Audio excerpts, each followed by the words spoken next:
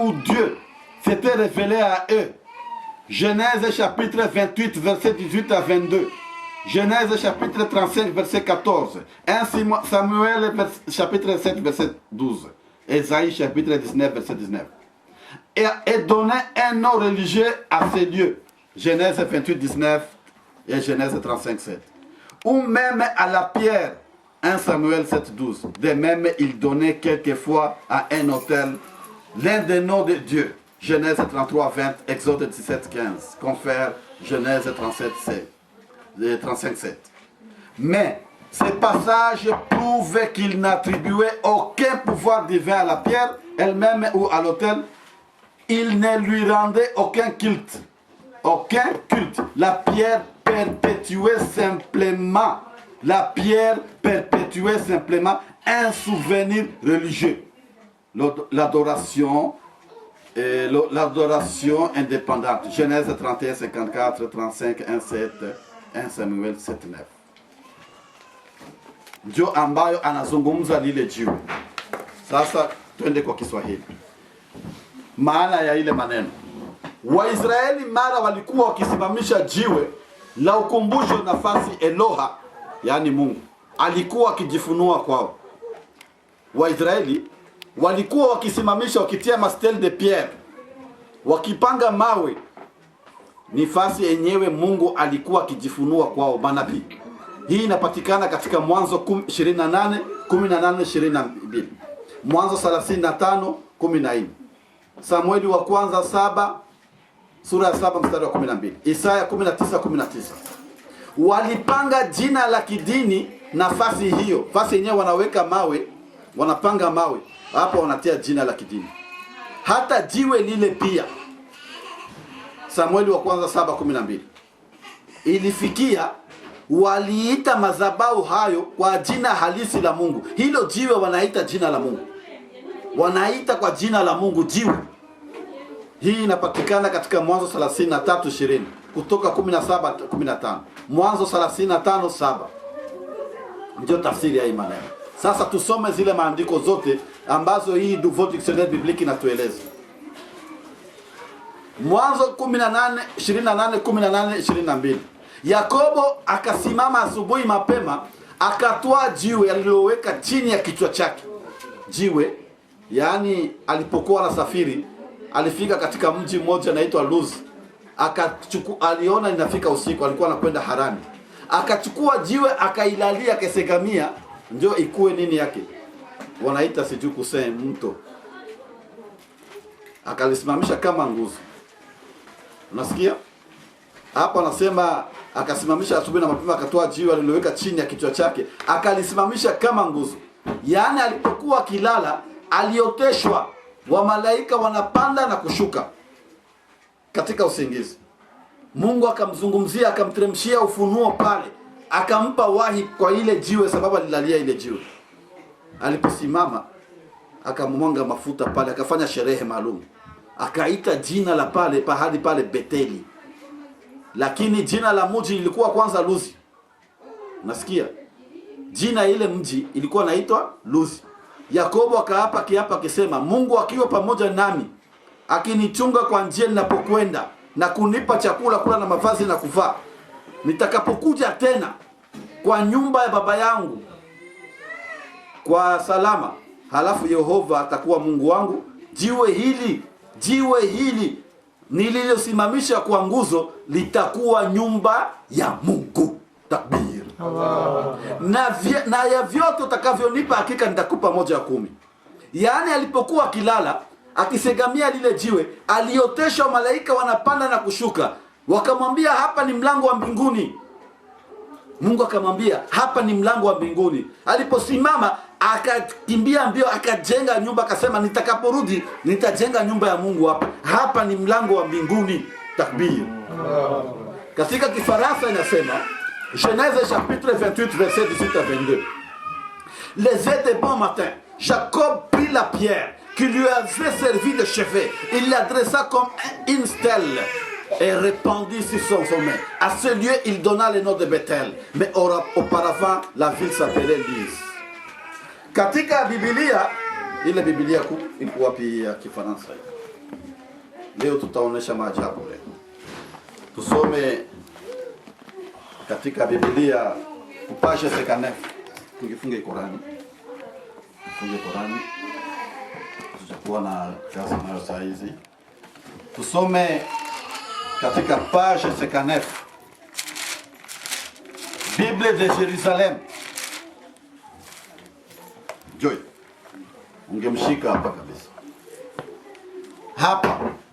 Hii Genèse 28 tumesoma hapa juu. Sasa wanakuambia uende katika note explicative A ya Genèse 28 18 à 22. Hapa wanasema la pierre localise la présence divine.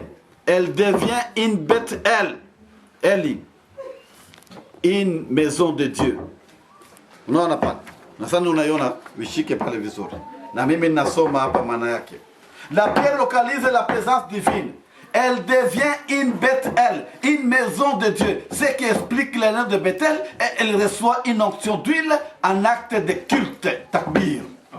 Jiwe linamaanisha uwepo wa Mungu. Linachukuliwa kuwa Bethel, yaani Baitullah mkiarabu, yaani nyumba yake Elohim. Ndiyo jina Betheli limewekwa rasmi kwa sherehe maalum ya kidini. Pia katika traduction ecumenique de la Bible, Tobe. Tusome katika Tobe maelezo yake, Genèse chapitre 28 verset 18.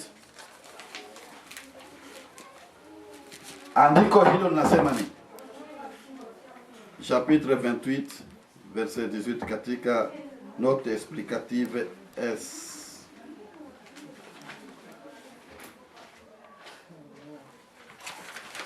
Katika note explicative Genèse chapitre 28 inasema O. Nimekwenda ku S. O. Joy. Nafaa tuoneshe ushahidi kabisa, sababu watu wanasemaga sisi kazi yetu ni kudanganya, na ni kweli hapo. Katika Tobe chapitre 28 verset 18 inasema nini? Andiko hilo linasema katika traduction ecumenique de la Bible, katika maelezo ya andiko hili ya herufi O, inasema kwamba une stèle était en général une simple pierre dressée symbolisant la présence d'une divinité. En versant de l'huile dessus, Jacob la consacre et fait de cet endroit un lieu de culte. Nguzo ilikuwa kwa jumla jiwe lililosimamishwa likimaanisha uwepo wa Mungu. Yakobo alimwanga mafuta juu yake na kufanyia hapo mahala pa kuabudiwa. Jiwe hili ni Biblia. Ndugu Waislamu na wasio Waislamu, tukisoma Mwanzo 35 mstari wa 14, Yakobo akasimamisha nguzo kwa pahali aliposemezana naye, hata nguzo ya mawe, akamwanga toleo la kinyweo, akamwanga mafuta juu yake.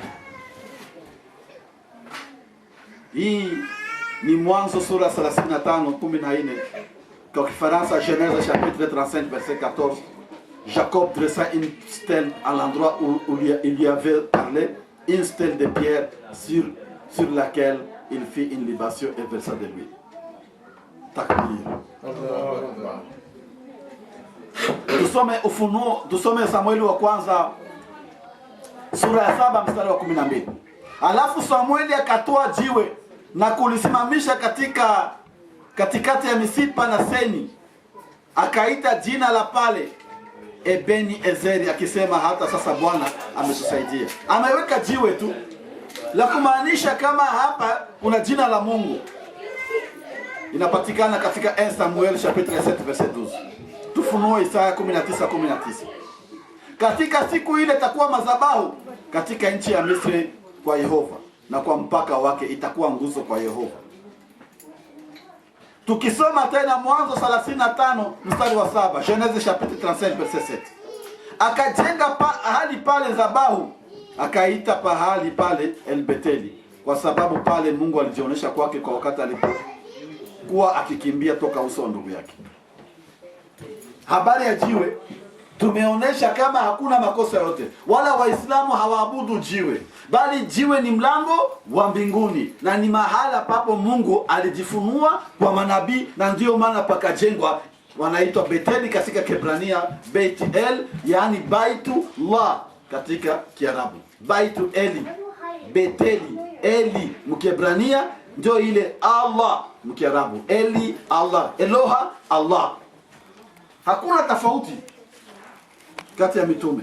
Mtume aliyofundisha ndio yale wa mtume walifundisha mbele, jina zinafanana tu. Kama vile unaweza kusema salam mkiarabu, katika Kiebrania unasema shalom, zina pesa Eloha Allah, ile hasha ile haiseme ndio Allahu Eloha. Tunaendelea tukichunguza kitabu cha Introduction Générale au Nouveau Testament, volume 1 page 177, ambayo imeandikwa na Dr. Kayayan. Tutakuta hivi, wanasema katika kitabu chake volume 1 page 177, ukurasa wa 177, katika volume 1 first inasema la synagogue est généralement un bâtiment rectangulaire orienté vers le temple. La synagogue est généralement un bâtiment rectangulaire orienté vers le temple. Yani Waisraeli walipokuwa wanasali walielekea hekalu takatifu, yani walielekea kibla. Huyu ni dokta ambaye ameandika, ni Mkristo, jina yake Kayayan, sio Muislamu, lakini anasema Waisraeli walipokuwa wanasali walikuwa wakielekea hekalu la Jerusalem. Masinagogi yote iko orienté vers le temple. Zile manyumba ndogo ndogo za sala zote zinaelekea kibla. Mtume hakufundisha maneno ya kujitungia mwenyewe, alikuwa anafundisha